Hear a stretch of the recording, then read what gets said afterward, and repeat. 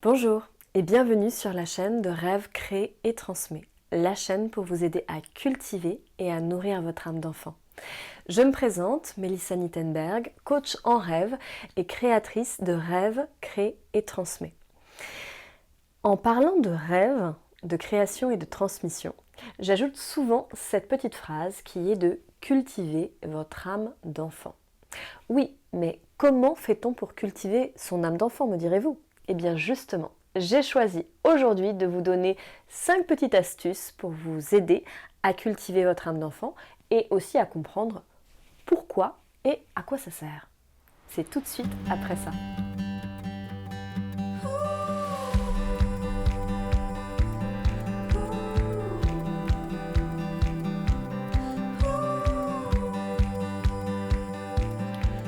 Cultiver son âme d'enfant. Ouais. Ça, c'est une phrase que je répète souvent. Pourquoi c'est vraiment quelque chose de si important? Et puis, c'est quoi, finalement, cultiver son âme d'enfant? Alors, cultiver son âme d'enfant, c'est tout simplement continuer à rester dans cette merveille de l'enfance, dans ces vertus de l'enfance. Parce que, voilà, en grandissant, on a des expériences de vie, on se renforce, on se solidifie, on s'arme pour affronter les défis de la vie. On perd un peu de notre innocence d'enfant. On perd des fois un peu nos rêves d'enfant parce qu'il y a une réalité qui est là, qui est qu'on doit ramener de l'argent, qu'on doit faire face à plein d'aléas de la vie. Et parfois, en grandissant, on finit par oublier complètement ça. Certains d'entre nous le retrouvent par la force des choses, en devenant parents à son tour. On replonge complètement dans l'enfance, à devoir jouer avec nos enfants. Mais certains ne reconnectent jamais avec cette part d'enfance. Pourquoi cette part d'enfance est si importante? Peut-être parce que à l'enfance, tout petit déjà, on possède en nous des rêves, des aspirations. On ne se pose pas, comme on fait beaucoup en tant qu'adulte, des problèmes, des objections, des obstacles, des excuses qui font qu'on ne pourra jamais atteindre ce rêve. En tant qu'enfant, on fait des choses qui nous font du bien. On ne pense qu'à ça. Jouer, s'amuser, se faire du bien. Cultiver son imaginaire. On peut inventer 1001 jeux quand on est un enfant. Il n'y a pas de frontières, il n'y a pas de barrières, il n'y a pas de limite à la créativité. On s'y donne vraiment pleinement sans commencer à juger, à comparer, à se dire que ce n'est pas assez bien, que c'est trop ci, que c'est pas assez ça. En tant qu'enfant, on a aussi cette capacité à être proche de son cœur, à dire les choses, à pouvoir parler avec son cœur, à pouvoir dire quand on aime quelque chose, à pouvoir dire quand on n'aime pas quelque chose, à pouvoir dire aussi assez facilement aussi à ses parents à quel point on les aime, à dire aussi aux gens qu'on aime passer du temps avec eux. On ne se pose pas tous ces filtres d'adultes que l'on pose à s'empêcher de se dire les choses aussi simplement avec son cœur, de se relier aussi à son cœur, à ce qu'on a vraiment envie. Les enfants doivent apprendre à gérer la frustration, mais donc ils sont pleinement entiers dans ce qu'ils font. Voilà pourquoi c'est important, enfin c'est quoi finalement de cultiver son âme d'enfant, c'est d'être proche de son imaginaire, de sa créativité, de son cœur et de faire les choses qui nous font du bien, tout simplement, et que nous oublions en grandissant. Pourquoi on doit cultiver son âme d'enfant? Quel sens ça a réellement?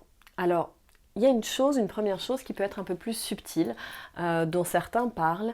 On parle souvent d'élever le taux vibratoire, c'est-à-dire d'élever les fréquences, de faire qu'on est dans une énergie plutôt rayonnante, lumineuse et plutôt positive.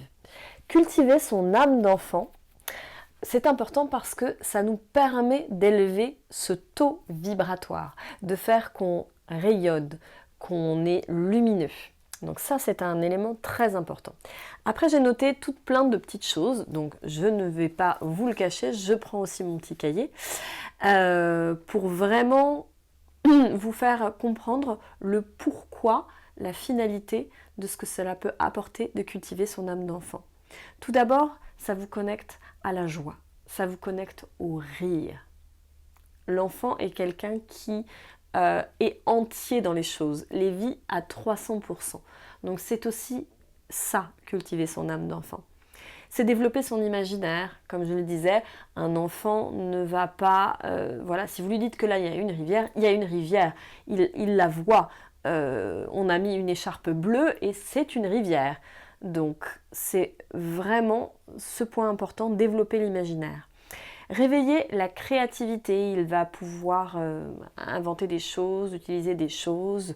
C'est aussi se connecter à ses valeurs profondes, à ce qui est vraiment important pour soi. C'est aussi ne pas oublier nos rêves et de les honorer, de les noter quelque part et de leur donner aussi un petit peu du pouvoir. C'est revenir à l'essentiel, qu'est-ce qui est vraiment très important. En tant qu'adulte, des fois, on attache des importances à des choses qui sont vraiment infimes, des choses matérielles qui finalement n'ont pas leur raison d'être.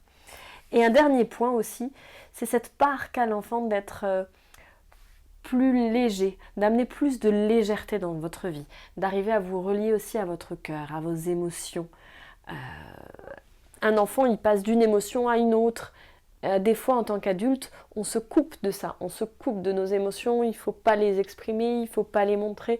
Et vraiment cultiver et nourrir son âme d'enfant, c'est aller au cœur de l'émotion. Oui, mais voilà, cultiver son âme d'enfant, ça se fait pas comme ça non plus, surtout quand on a mis plein de barrières et plein de choses pour complètement l'occulter, ça se fait pas du jour au lendemain. On peut pas du jour au lendemain dire ça y est, je vais cultiver mon âme d'enfant, puis pour des personnes c'est bon ok, c'est bien joli maintenant tout ce qui a été dit, mais concrètement on fait comment?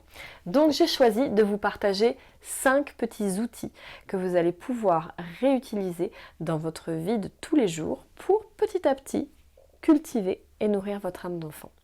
Premier outil, jouer. Oui, je sais. Alors il y en a tout de suite qui vont dire « Ah non, mais moi c'est pas la peine, je n'aime pas jouer, je ne sais pas jouer, c'est vraiment pas mon truc. » Alors bien sûr, il y a l'option des jeux de société, ça c'est quelque chose qui comme ça est un peu plus palpable. Ça peut être jouer, c'est tout simplement se lancer des petits défis, des petites choses pour pimenter un petit peu votre journée, c'est votre façon aussi de jouer. Jouer aussi, pour ceux qui connaissent la loi de l'attraction, c'est aussi s'amuser à faire comme si. Les enfants, ils le font ça très très bien. Alors ça vous rapproche de la loi de l'attraction, ça vous rapproche aussi de la modélisation, c'est-à-dire modéliser, c'est aussi se mettre dans la peau d'un personnage, c'est-à-dire quelqu'un que vous admirez, quelqu'un où vous vous dites « Ah, moi j'aimerais vraiment ressembler à cette personne, son charisme, sa façon de faire », eh bien c'est possible. En cultivant votre âme d'enfant, vous pouvez tout à fait le faire tout simplement en vous mettant dans la peau de ce personnage. Vous allez jouer à faire comme si vous étiez ce personnage. Et vous allez voir, il y a des choses merveilleuses qui vont se passer. Vous allez y trouver du plaisir. Vous allez y retrouver aussi un petit peu tout ce que vous aimez de cette personne. Tout à coup, en jouant ce jeu, d'abord vous ne vous prendrez pas au sérieux, du coup vous direz « Oh bah je peux jouer, de toute façon je joue, je risque rien ». Et en jouant, c'est ça en fait. On tente des choses, on ose des choses, on y prend du plaisir, et puis il y a des choses, du coup, qu'on récolte en jouant. On a une énergie qui est différente. Dans la notion de jeu, il y a effectivement le côté de « c'est pas grave si on se trompe ». Donc c'est vraiment ça. Et d'y amener un petit côté pimenté aussi. Dans le jeu, c'est ça. On se lance un petit défi, ça veut dire on a un petit objectif, on va voir si on arrive à l'atteindre. Voilà, ça reste de l'ordre du jeu. Cultiver son âme d'enfant, c'est jouer. Cultiver son âme d'enfant, c'est aussi rêver. On a aussi cette tendance à avoir complètement occulté ça. Le rêve. Le premier souvenir de rêve qu'on a normalement tous un petit peu, avec lequel on est en connexion dans l'enfance, c'est Noël, la période de Noël, la liste au Père Noël. Qui n'a pas rêvé du cadeau qu'il allait recevoir pour Noël? Vous avez tous un cadeau. Voilà, moi je vais partager, c'était la Ferrari de Barbie. J'ai rêvé de cette Ferrari de Barbie, j'en ai rêvé, je me voyais avec, je me voyais jouer avec et tout ça. Et finalement, toute cette part du rêve m'a amené après vers mon rêve parce que j'ai finalement reçu la Ferrari de Barbie.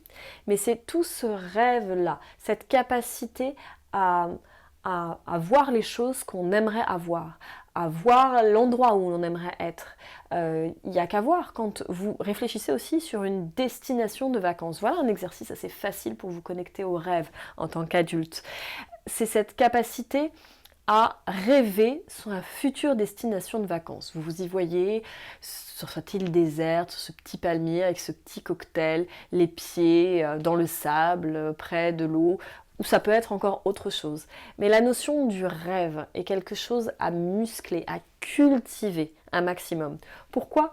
Parce qu'en tant que coach, bien sûr, nous travaillons sur cette notion du rêve. Je parle de rêve créé transmet. Pourquoi ? Parce que c'est important aussi qu'en tant qu'individu, si vous venez pour du coaching, on va parler du rêve, c'est-à-dire de l'endroit vers lequel vous voulez aller. Donc il va falloir à un moment donné que vous l'ayez à votre esprit. Donc c'est tout simplement ça, rêver. C'est voir une destination vers laquelle vous voulez aller. Et donc l'enfant, il rêve de ses jouets pour Noël, il va rêver de quelque chose qu'il aimerait avoir, il va rêver aussi d'un événement qu'il attend, son anniversaire par exemple. Donc rêver, un des outils importants pour cultiver votre âme d'enfant. Troisième point qui concerne l'enfance, s'émerveiller. S'émerveiller, c'est avoir cette capacité de pouvoir voir le moindre petit détail et la beauté. Je ne sais pas si vous avez repéré chez les enfants, mais ils ont cette spécialité.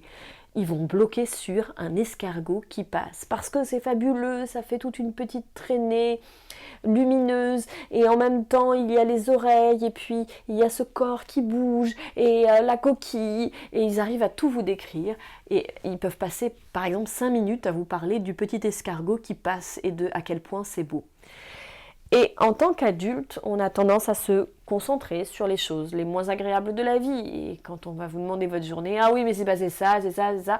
Et puis, des fois, on ne s'est pas arrêté à un petit détail qui faisait que, là par exemple, présentement, j'ai un rayon de soleil qui traverse la chambre. Et c'est vraiment magnifique. Ça crée une très très belle lumière sur le lit. Ça campe une atmosphère, il y a de la chaleur, il y a de la lumière, il y a des couleurs qui ressortent. Voilà. Donc, un autre outil qui est important, c'est avoir cette capacité des fois à vous arrêter et à vous émerveiller des choses du moment présent. Et de pouvoir à la fin de la journée vous dire « Ah oui, ça c'était un moment chouette, ça c'était un moment d'émerveillement ».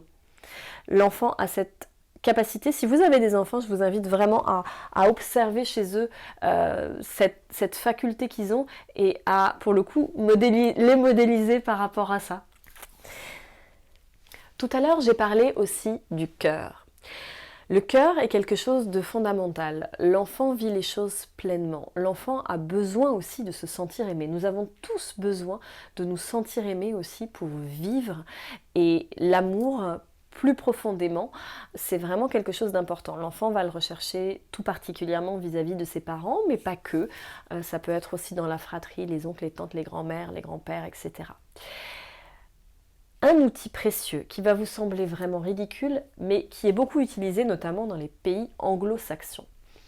Anglo-saxons, ça y est. C'est se faire des câlins. Je ne sais pas si vous avez réalisé qu'en faisant des câlins, vous allez libérer une espèce d'hormone, de plaisir qui va être très agréable. Dans certains pays anglo-saxons notamment, ils font ça. Ça s'appelle les free hugs. Ce sont les espèces d'embrassades comme ça, où on se fait un espèce de petit câlin et puis après on arrête. Donc ça, c'est vraiment quelque chose de l'enfance. Les enfants font beaucoup des câlins. Ils se font des câlins en permanence. Ils viennent vous faire des câlins parce qu'ils ont compris ça, que en fait les câlins, ça recharge, ça fait du bien au cœur. Je ne sais pas si vous avez vécu cette expérience, ne serait-ce que si vous n'avez pas d'enfant, de prendre tout simplement votre conjoint et de le serrer fort dans vos bras et vous allez voir ce que ça génère de prendre ce temps de s'arrêter comme ça recharge les batteries, ça fait un bien fou. Si vous avez des enfants, allez faire des câlins à vos enfants et alors surtout, mais allez-y, il y a vraiment voilà, allez-y le plus possible que vous pouvez, au moins un câlin par jour, vous allez voir comme ça recharge et comme ça fait du bien. Et ça va cultiver, ça va nourrir votre âme d'enfant aussi. Dernier point, le rire. Si vous saviez à quel point le rire est précieux et important, à quel point il fait du bien, il prolonge aussi la vie, la santé, c'est quelque chose de primordial. Et l'enfant, il rit, mais il rit sans se cacher, il rit à gorge déployée. Des fois, il nous redemande de faire quelque chose qui les ont fait rire pour rire à nouveau et cultiver ce rire. Alors, vraiment, prenez le temps de rire, de rigoler, d'écouter des sketchs, de voir des films drôles, ça peut être de lire des blagues aussi, de vous faire des blagues aussi. Moi je sais que c'est quelque chose que je cultive beaucoup au sein de mon couple, c'est cette faculté à se faire rire un peu comme des enfants, à se faire des petites blagues pour rigoler, pour cultiver ça. Et peut-être que vous pouvez le faire en famille aussi, avec vos enfants, de poser des petites choses rigolotes, de faire des choses complètement inattendues, surprenantes, pour provoquer le rire aussi autour de vous. Regardez vos enfants aussi, ils ont souvent cette capacité à nous faire rire aussi avec un mot ou une chose qu'ils ont fait, qu'ils ont créé, qu'ils ont inventé, vraiment, voilà. Rire pour cultiver son âme d'enfant, ça c'est un outil très précieux. Voilà, j'aurais pu partager encore plus d'outils, j'en ai encore un stock important pour vous aider puisque c'est vraiment ma spécialité de cultiver et de nourrir votre âme d'enfant. C'est vraiment quelque chose qui me tient à cœur, un sujet vraiment très proche de ma mission de vie. Je n'aurais pas pu tout partager dans cette vidéo parce que ça aurait été une vidéo trop longue, mais je vous ai prévu un petit cadeau et je tiens toujours mes promesses. Donc vous aurez dans la barre d'infos un petit lien sur lequel vous pourrez aller pour télécharger un petit guide avec plein d'outils, d'astuces, ressources qui parlent justement de cultiver son âme d'enfant, pour vous aider à le cultiver, à pouvoir apporter tous ces petits plus pour rayonner, pour être rayonnant et pour développer des belles énergies positives. Donc n'hésitez pas à le télécharger, j'y ai mis tout mon cœur, tout mon amour. Donc si je peux à mon tour vous transmettre plein de choses à ce sujet, n'hésitez pas et partagez autour de vous, mettez des petits pouces en l'air si cette vidéo vous a plu. N'hésitez pas à la partager autour de vous parce que c'est important qu'on développe au maximum au quotidien tous ces petits gestes pour cultiver et pour nourrir son âme d'enfant. C'est vraiment très précieux, surtout dans le monde dans lequel on vit aujourd'hui. Encore plus de ressources bien sûr, n'hésitez pas à partager si vous, quand vous avez entendu cette vidéo, vous vous êtes dit mais oui, mais moi il y a quelque chose vraiment qui m'aide au quotidien à cultiver mon âme d'enfant, partagez dans cette vidéo en commentaire, dites-moi si vous avez vous aussi des petits outils précieux pour aider à cultiver ça, et puis si parmi les 5 outils que j'ai partagés, que ce soit rêver, jouer, faire des câlins, s'émerveiller, rire, je serais très curieuse aussi de voir quels sont les outils qui vous ont intéressé, que vous allez vous approprier, quels sont les outils qui sont parfois un peu plus compliqués pour vous. En tout cas, partagez, commentez dans cette vidéo, ça me fera vraiment très plaisir de pouvoir vous lire. Voilà. Vous pouvez bien sûr vous abonner à la chaîne, n'oubliez pas de vous abonner si vous souhaitez recevoir d'autres vidéos et être prévenu sur la chaîne de Rêve Créer Transmet. Vous pouvez également aller sur la page Facebook, je poste tous les jours du contenu, des petites citations, des liens vers des articles. Sur le blog www.rêvecreertransmet.com, chaque semaine je poste 2 articles, un sur la réalisation de la semaine, ce qu'elle m'a apporté pour enfin aussi pouvoir contribuer à vous apporter aussi des choses sur des valeurs, des choses qui ont été aussi ma réalisation de la semaine, et les bouffées d'oxygène sur lesquelles je partage aussi plein d'outils pour vous aider aussi à cultiver, à nourrir votre âme d'enfant au travers de livres, ça peut être au travers de livres inspirants, de films inspirants. Voilà, je partage tous ces outils-là sur le site de www.rêvecréetransmet.com. Voilà, j'espère ne rien avoir oublié. En tout cas, je vous dis à très très bientôt dans la prochaine vidéo. Et en attendant, surtout n'oubliez pas cette chose fondamentale et importante, cultivez votre âme d'enfant. À très bientôt.